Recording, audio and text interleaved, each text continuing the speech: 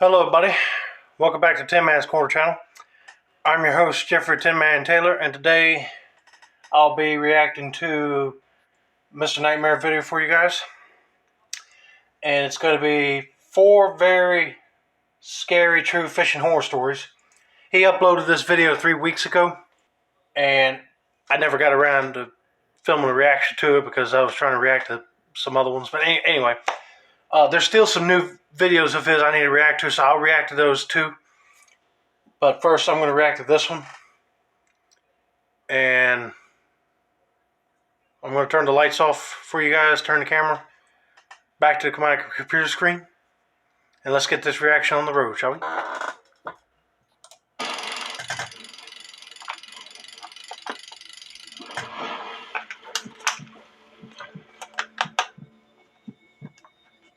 There's a nice hidden lake a short walk away from my house in Parsonsfield, Maine. Right. I've been going fishing there for as long as I've lived here. It's hidden away from any roads or houses. It has perfect privacy, and I would always be the only one out on the lake fishing. In fact, I would leave my kayak in the same spot by the lake whenever I wasn't using it. It was easier than lugging the thing back and forth from my house to the lake anytime I wanted to use it. I would leave it leaning up against this huge tree every time. The kayak is heavy enough to not fall over from a windstorm or anything. Right. I also leave it covered to prevent critters from taking refuge inside. That's smart. It was a warm summer's evening. I was out on the lake already for about an hour, and I'd caught a few trout already, which I'd thrown into the cooler. It was dusk at this point. The little bit of light left in the sky was disappearing behind the trees. I was good. Before he continues on with the story, I would just like to say if I was fishing, I would not be fishing towards like nighttime. I'll be fishing like still in daylight hours till dusk. But when it starts getting too dark, I'll be like, I'm calling it quits. All right. I will stay outside unless if I had a flashlight, you know what I mean? Gonna bring it in soon. And just then, I heard sounds from the edge of the lake. I turned and saw someone standing at the edge of the water, tipping a barrel of some kind over, pouring its contents into the lake. Yeah, It looked to me like they were polluting the lake with something. I took it upon myself to yell out, "Excuse me, what are you doing?" The person looked up at me, and he then ran into the woods, with the contents of the barrel still pouring into the water. I looked more closely at the liquid being poured out into the lake, and it looked like a dark red liquid. blood. Though it was dark out, so I can't say with 100% certainty if it was red, but it was very dark. I felt a sense of unease creep up throughout my body. I decided I wanted to leave. I'm a big nature guy, though, and seeing people littering or polluting the environment makes me sick. Yeah, I would be I mad too. genuinely couldn't resist shouting something out to that person, but I didn't feel comfortable here any longer. I planned on reporting this to the Department of Environmental Protection. I paddled the kayak back to my usual spot. I took all of my gear off the kayak before pulling it out of the water. As I was putting the cover over the kayak, I heard one single snap of something not far away, like the crunch of something under a person's shoe. That guy don't want you to I hold turned it and in. was about to say who's there, but I decided against it. I finished covering the kayak quicker than I ever had before. I didn't even bother standing it up to lean on the tree this time. I left it on the ground. I picked up my gear and cooler and started quickly walking out of the woods and onto the road, which led to my house. It was only a couple minutes of a walk, and I was back home.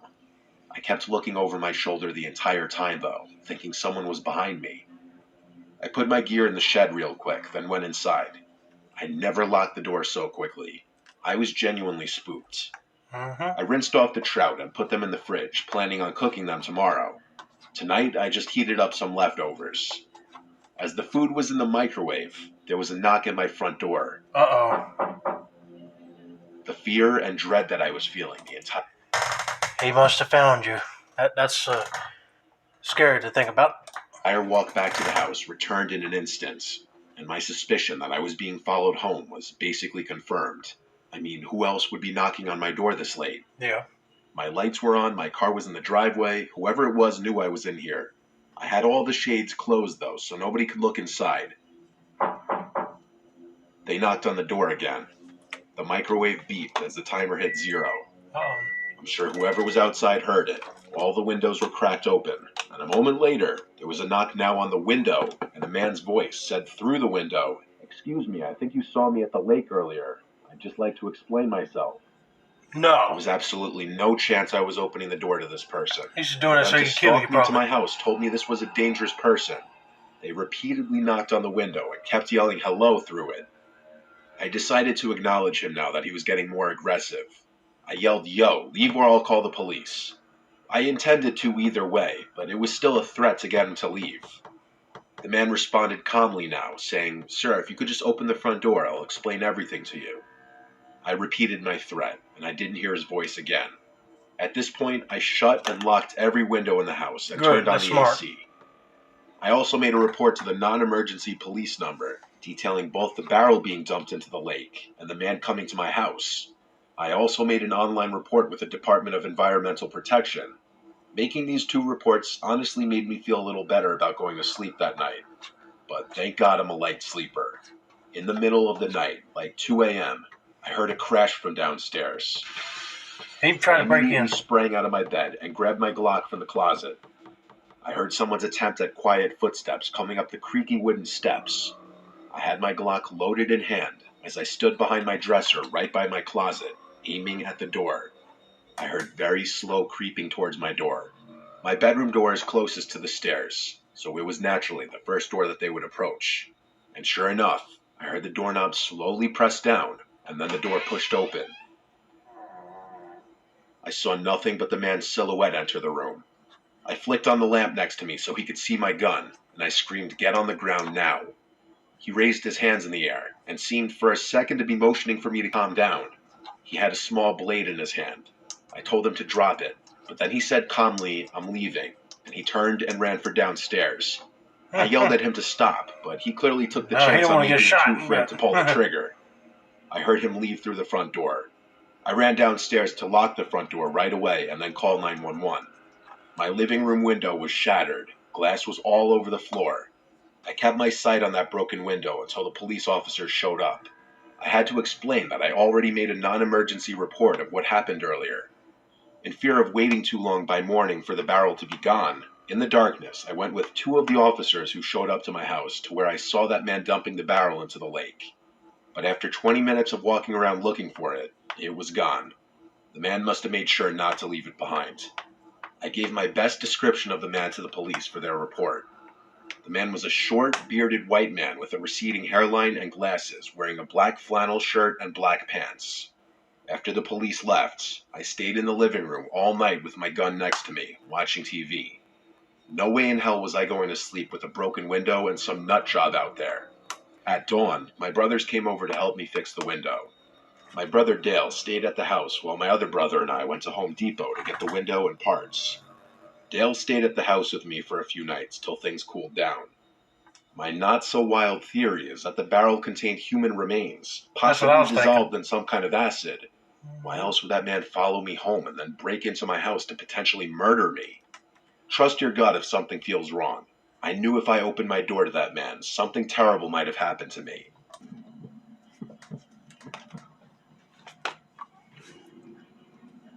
Ever since I was a little kid, all the older men in my family would take me fishing every opportunity they got. It was like some family ritual. I being the youngest, meant that I was next in line to become an expert, like all of them claimed to be. The ones who took it the most seriously were my dad and his brother Matthew. Our houses were decked out, like the ones you've probably seen on fishing shows. I won't go into detail, but if you took a step into my house, you'd instantly be able to tell my parents spend more time on the water than on the land. This is actually his story, not mine. My dad's a pretty hard guy to scare, but let me tell you, whenever he tells this story, it's like he's a different person. He doesn't like talking about it, but every so often, at a family gathering or a special occasion, one of my relatives will ask him to tell it, and he will. My dad's name is John.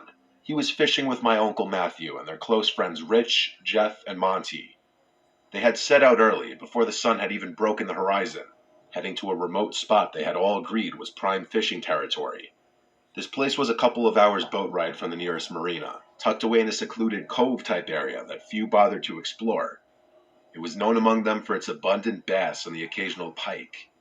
The day started like any other fishing trip, with the boat cutting smoothly through the mist rising off the water, everyone sharing stories and jokes over the hum of the engine.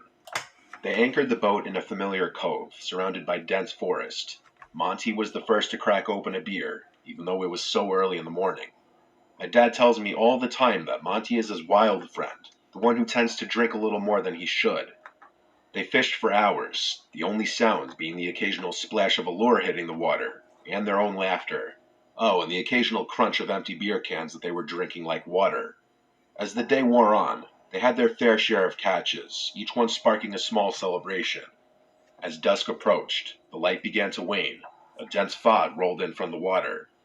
My dad describes it as the boat literally being swallowed by fog. Rich, who was the most experienced fisherman of the group, kept saying that he had never seen fog so thick. That's how unnatural it was. Jeff, the jester of the group, was almost as drunk as Monty, both of whom were seemingly unfazed by the fog that had ensnared them. It was starting to get dark. They had originally thought that they could just wait out the fog, but it didn't seem to be going anywhere.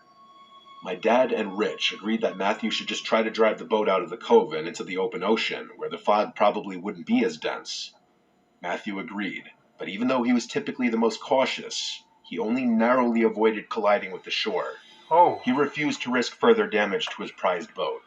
They reluctantly came to terms with the fact that they'd probably have to spend the night on the boat. My dad made the point that they'd need to tell their families about the situation, and of course, they had drifted into an area of the cove that had no signal. My dad needed That's to bad. handle some business at work, so neglecting the problem was not an option.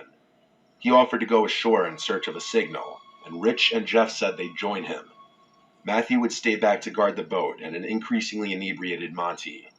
My dad, Jeff, and Rich made their way over to the shore and jumped out of the boat, only getting slightly wet. My dad made a point of snagging the emergency flares in the boat, just in case they got lost and needed to signal Matthew to come find them. Three of them made their way into the pitch-black woods, lit only by the shine of their phone flashlights. My dad and his friends have all done their fair share of camping, so it wasn't like a forest scared them too much. They began trekking uphill, hoping that higher ground would give them a better chance of finding a signal. My dad always made a point of emphasizing how dark, yet eerily foggy the forest was. You could practically feel yourself slicing through the fog. Just as they were adjusting to the dense atmosphere, a series of strange clicking noises began to permeate the silence, first emerging from directly in front of them, before encircling them completely. These sounds were unlike any forest That's sounds weird. they were familiar with. It was rhythmic yet erratic, as if someone was tapping out a code meant only for the woods themselves. The distinctiveness of the noise made one thing clear: it was human-made. The realization that they weren't alone hit them like a freight train. Almost sounds like you're hitting like water barrels or something with sticks, like dang, dang. Rich, the most seasoned of the trio when it came to outdoor survival, whispered urgently for them to turn off their flashlights. "Don't give away our position," he hissed, with a note of genuine concern in his voice. As the lights switched off, the darkness became thicker than the fog. The clicking noises stopped abruptly, replaced by a silence that seemed to weigh on their chests. Time lost meaning as they stood there, frozen, unsure of their next move. I'm sure they were all thinking the same thing. The idea that they might have stumbled upon some kind of clandestine gathering or a woods cult was terrifying. That's what I was thinking. Then, as suddenly as it had stopped, the silence was broken by rustling noises, this time much closer. Then silence again. Then a guttural scream echoed through the trees. Jeez Louise, that almost scared the crap out of me. Anyway, yeah, I heard I'll be like, what the heck is that? A sound so primal and full of anguish that it rooted them to the spot. Before they could process what was happening, rapid stomping noises thundered through the woods towards them. The three men took off, back the way they had came. Acting on fear and pure instinct, my dad fired the flare gun behind them. The flare cut through the fog, lighting the woods up. For a moment, the woods were as clear as day, and the sight that met their eyes was nothing short of horrifying. Illuminated by the flare's red glow was a pack of more than 10 individuals dressed in what could only be described as tribal attire. Some of them brandished wooden spears, but the light from the flare only Feral lasted a humans, split maybe. second. Jeff screamed and almost stumbled, but Rich quickly grabbed his arm to keep him upright. My dad describes this part as the most overwhelming feeling of pure terror he has ever experienced. Oh, I'll be terrified The for sure. forest seemed to fight against them as they fled, ducking under branches and jumping over roots.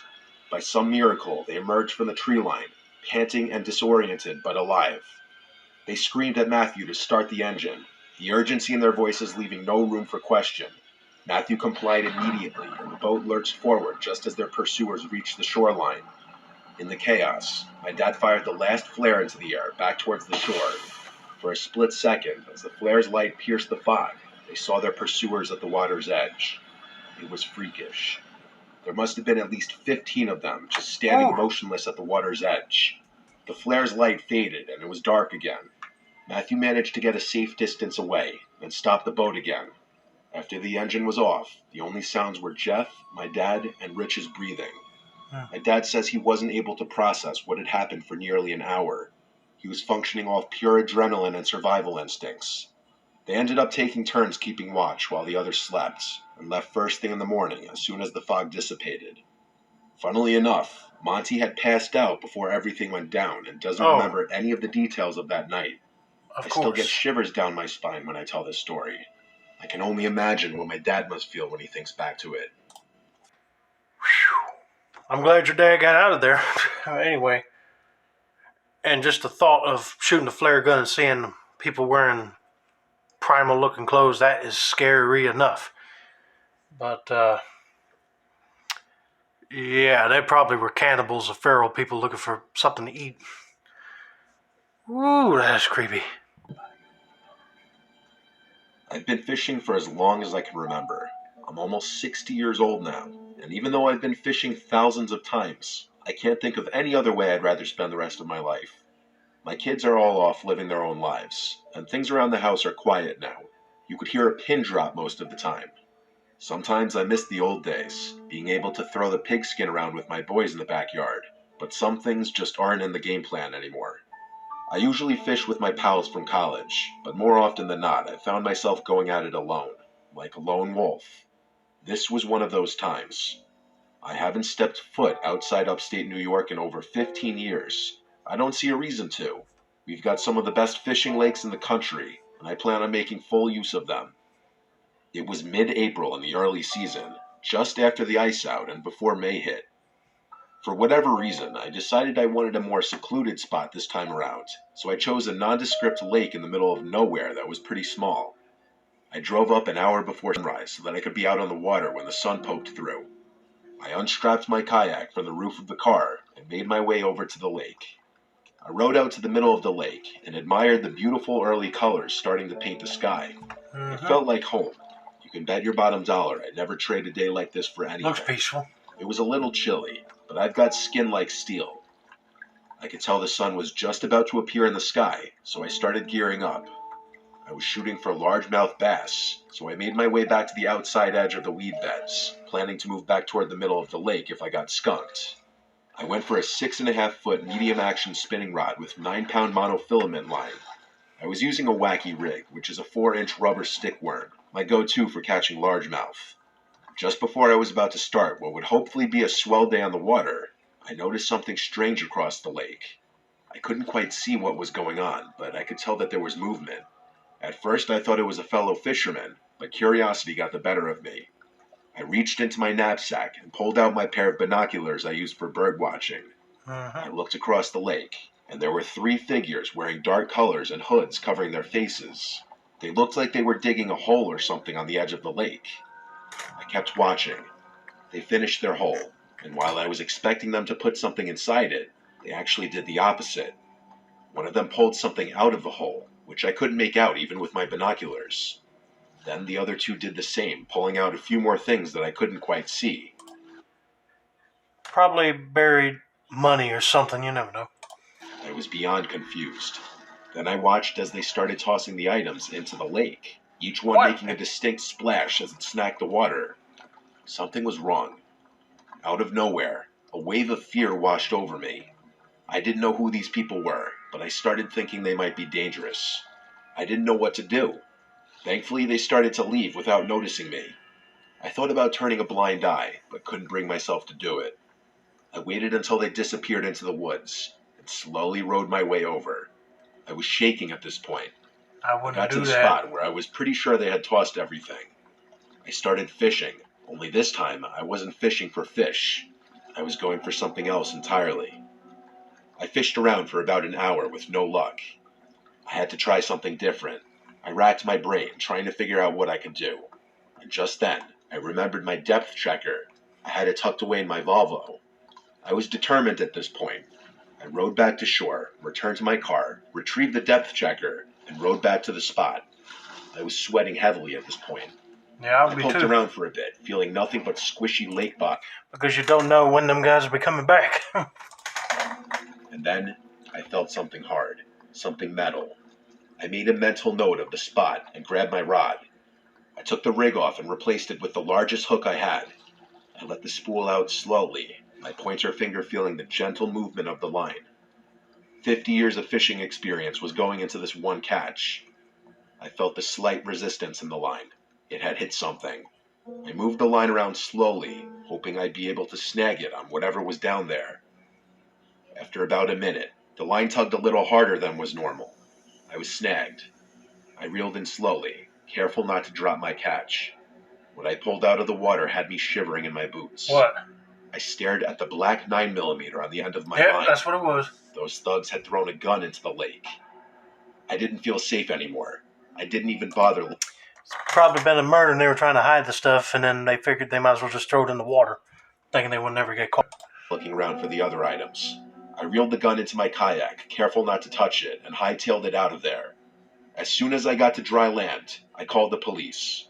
They launched a full investigation and recovered several more unsettling things from the lake. I insisted on watching them conduct their search because I needed to know what was at the bottom of that lake. They found a keychain with like 7 keys on it and a bunch of old foreign coins from different countries wrapped in a cloth. The most eerie thing they found, though, was a locket. It was waterlogged, so the pictures inside were faded and unintelligible. The police told me they'd contact me if they ever connected these dots to some kind of crime.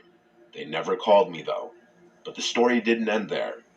One night, I don't remember how many days after this incident, I heard someone in my front yard say, "That was the car, I know it," and then people snooping around my yard. Uh-oh. They never rang the bell or knocked on the door, but I heard multiple people circling my house, and then they just left. I have no idea if it were the same people. They And if probably they were. I have no idea if I'm being watched anytime I leave my house. I alerted the police once more, hoping this would reopen this investigation, but nothing became of it once again. I still have so many questions. Why would those items be buried in the first place? And why would those people go back just to dig them up and hide them again? Maybe they realized that there was a greater chance they'd be found in the ground, so they went back and threw them in the lake. Or maybe those items had been in that hole for years, and they decided to dig them up for some reason. All in all, this was the strangest thing that has ever happened to me while fishing. They probably murdered somebody, took their belongings, buried them, but then they figured that, like he said, they'd probably find them later if somebody was metal detecting, so they figured they would throw them in the lake. They didn't count on him coming by and pulling up a gun and then getting the case going.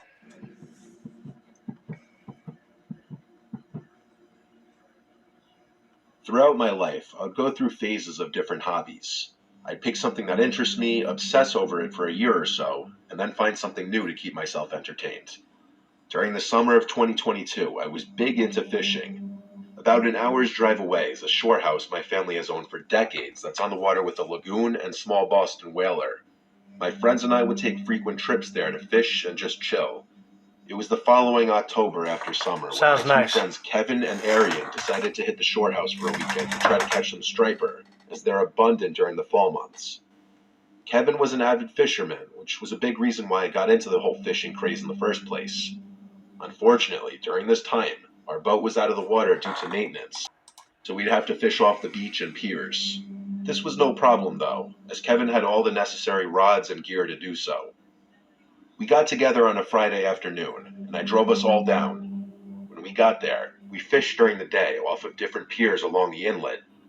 Night rolled by, and only one of us had caught fish, which was Kevin, of course. It was just a small bass, though, nothing too exciting.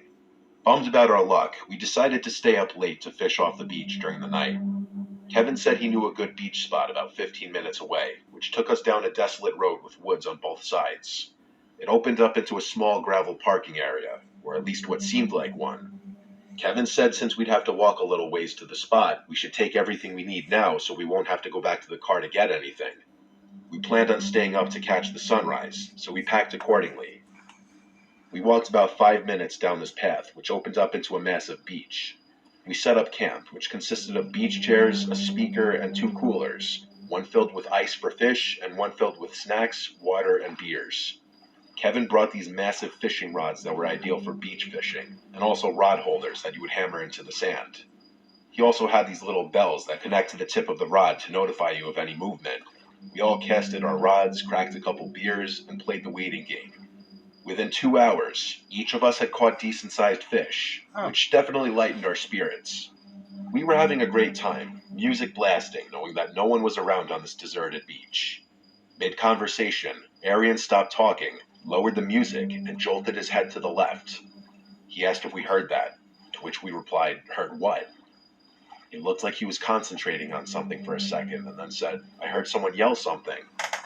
We obviously thought he was hearing things or just joking with us, but he insisted he heard someone yell out something that sounded like a yo or a hey. Either way, it seemed unlikely, given that we were on some hidden beach at like 1 a.m., so he quickly forgot about it, and our conversation resumed. It definitely made us more aware, though. A couple minutes later, right after I cast in a fresh hook, I noticed something out of the corner of my eye. There was something on the beach in the distance, but I couldn't see what exactly. The others noticed it too. As it got closer, we realized what it was. A person walking towards us. Oh. We grew silent and turned off the music. He came up to us. It was a middle-aged white man, maybe 40 or 50. He was wearing a dark blue jacket with a hat and hood up. The way he walked up to us was really sketchy, and he had this intimidating look on his face. We said, "What's up?" kind of awkwardly. He just eyed us down for like 10 seconds and then said in a low voice, "What are you boys up to?" It was pretty apparent what we were up to. Kevin said, "We're fishing," and he let out some grunt of acknowledgement and nodded his head. He didn't say a word after that and just stood there, looking at us, and then the rods, and then the water.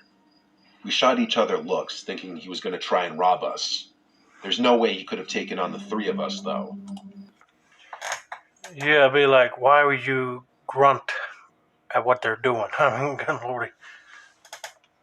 The bell on one of our rods broke the silence, notifying us that we had potentially hooked a fish. I said we got one, kind of directed at everyone, but mostly that weird guy in hopes that I would get some response out of him like a normal person. I walked over to the rods and reeled in a small striper. When I went back to unhook the fish, that man had turned around and left. We watched as his dark silhouette faded away into the night. We made sure that we had all of our belongings, and sat and just talked about how odd that encounter was. That seems He odd left too. without harming us, though, so we That's concluded that good. he was just some weird man who was now thankfully out of our business.